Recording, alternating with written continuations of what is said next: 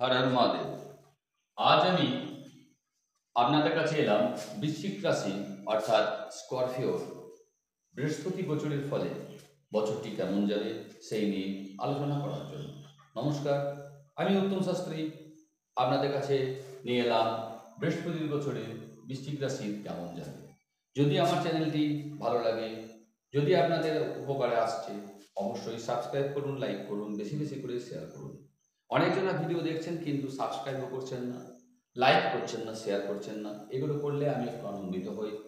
আমি আরও বেশি বেশি করে ভিডিও আপনাদের কাছে নিয়ে আসবো। আর বাকি রইল যে আমরা অ্যাস্ট্রোলজি যেটা শেখাচ্ছিলাম সেটা আমি নিয়ে আসবো আরও, কিন্তু এখন সময় পাচ্ছিলাম না, তার কারণ আমার ক্লাস থাকে। অ্যাকচুয়ালি আমি হাই স্কুলের টিচার, তো সেই জন্য সময় পাই না। এখন গ্রীষ্মের ছুটি পড়েছে, এরপর আমার মোটামুটি ক্লাসগুলো তাড়াতাড়ি করে আপনাদেরকে পাঠাবো। ঠিক আছে, আজকে শুরু করছি। আজকে বৃশ্চিক রাশির জাতক জাতিকাদের কেমন যাবে। তাহলে আমরা এটা হচ্ছে বৃশ্চিক রাশির ছক দেখতে পাচ্ছি।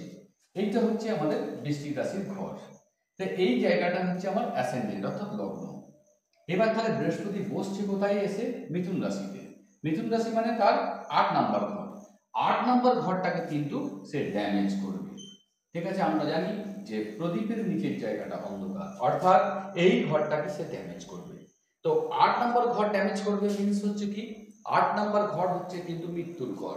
8 নম্বর হচ্ছে চলে যাওয়ার ঘর। 8 নম্বর হচ্ছে যেটা মানে খারাপ এই ঘর আর কি।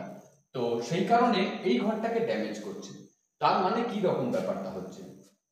ব্যাপারটা হচ্ছে দেখুন, এই ঘরটা যখন আপনার ড্যামেজ হচ্ছে তখন আপনার চিন্তা ভাবনাগুলো একটু কিরকম হবে, যে একটু ধর্মের দিকে চিন্তা ভাবনা যাবে। অনেকজনা হয়তো অ্যাস্ট্রোলজি নিয়ে পড়তে চালু করে দেবেন এই সময়, অনেকজনা ধর্মস্থানে যাতায়াত করবেন, অনেকজনা হয়তো কি অকাল সায়েন্স এসব নিয়ে, বা যারা রিসার্চের ঘরেটা কাজে রিসার্চ নিয়ে যারা এতদিন করতে পারছিলেন না তাদের দেখবেন রিসার্চের লাইনটা খুলে যাবে। তো এই জিনিসগুলো কিন্তু হবে। এবার এখান থেকে দৃষ্টিটা আপনার কোথায় দিচ্ছে? মেইন সেটা দৃষ্টি দিচ্ছে আপনার কিন্তু দ্বাদশ ঘর। দ্বাদশ ঘরটা আমাদের কোথায়? বিদেশ। দ্বাদশ ঘর হচ্ছে আমাদের কি মোক্ষর ঘর, মোক্ষ প্রাপ্তি। মোক্ষ মানে কি? মোক্ষ মানে আপনার কোনো জিনিসকে যদি আমি মন থেকে ঝেড়ে ফেলতে পারি তখনই সেটা মোক্ষ। অর্থাৎ আপনি কোনো জায়গায় যাচ্ছেন নিয়ে একটা টেনশন করছেন, যদি না হয়, আপনি ওটাকে ভুলে যান যে আমার দরকার নাই, দেখবেন সেইটা আপনি কিন্তু পেয়ে যাবেন। তার মানে কি বোঝা গেল? যে এই সময় আপনার যে ঘরে দৃষ্টি দিচ্ছে, আপনি যে কোনো কাজ যেটা আশা করবেন যেটা আমার হলে ভালো হয়, ওটা আপনার হবে না। ওটা আপনার হবে না। তাহলে করতে হবে কি? ওটাকে আপনাকে ভুলে যেতে হবে, আমার দরকার নেই। তখন দেখবেন আপনারা কিন্তু ওটা হয়ে গেছে, যেহেতু এখানে দৃষ্টিটা দিচ্ছে। সেকেন্ড হাউসে দৃষ্টি দিচ্ছে। সেকেন্ড হাউসটা কি? আমাদের ইনকামের ঘর, মানে ওয়েলথ ক্রিয়েশনের ঘর। এটা হচ্ছে আমাদের কি না, আমাদের যে আত্মীয় স্বজনের ঘর। তাহলে এদের সঙ্গে রিলেশনটা আপনার ভালো করে দেবে। যেটা আগে খারাপ ছিল ভালো হয়ে যাবে। আপনার কোনো না কোনোভাবে আপনার ওয়েলথ ক্রিয়েশন এবছর হবেই হবে।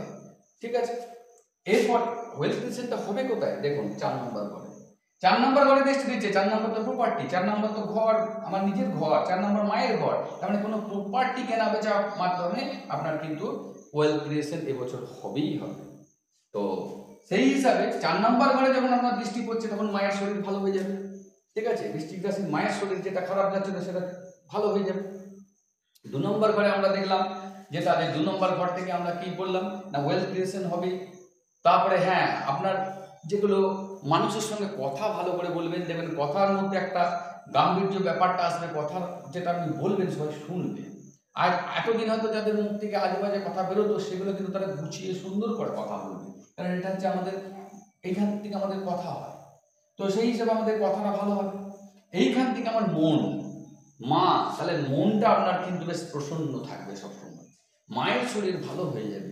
প্রপার্টি মানে ঘর বাড়ির একটা কিছু উন্নতি হবে। আপনি ঘর এবারে হয়তো করতে পারেন, কিংবা যেটা ছিল সেটাকে হয়তো বাড়াতে পারেন। তারপরে জায়গা জমি নিয়ে কোনো একটা বেচা কেনা হয়ে আপনার একটা ওয়েলথ ক্রিয়েশন হবে।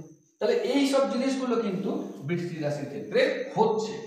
এইবার এই ফলটাকে আপনাকে আরো ভালো পেতে গেলে করতে হবে কি, যেহেতু আমরা 8 নাম্বার ঘরে, সেজন্য আপনাকে কি করতে হবে? ধর্মস্থানে কোনো জায়গায় যেখানে আর কি বা তীর্থস্থান, ধর্মস্থান, বা যেখানে এডুকেশনের স্থান, যেখানে আর কি ভালো ভালো কাজ হয়, মানুষের উপকার হয়, সেই সব জায়গায় আপনি একটু হেল্প করুন।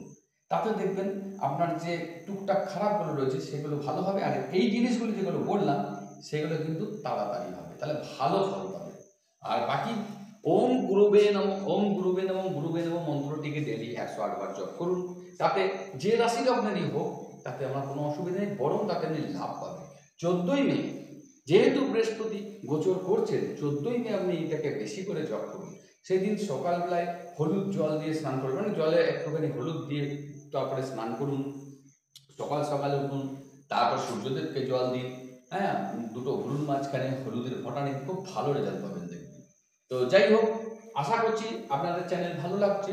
যদি ভালো লাগে, যদি আমি বোঝাতে পারি, যদি আপনারা বুঝতে পারছেন বা আমার চ্যানেলটা উপকারে আসছে আপনাদের, অবশ্যই সাবস্ক্রাইব করুন, লাইক করুন, বেশি বেশি করে শেয়ার করুন। ধন্যবাদ। হর হর মহাদেব।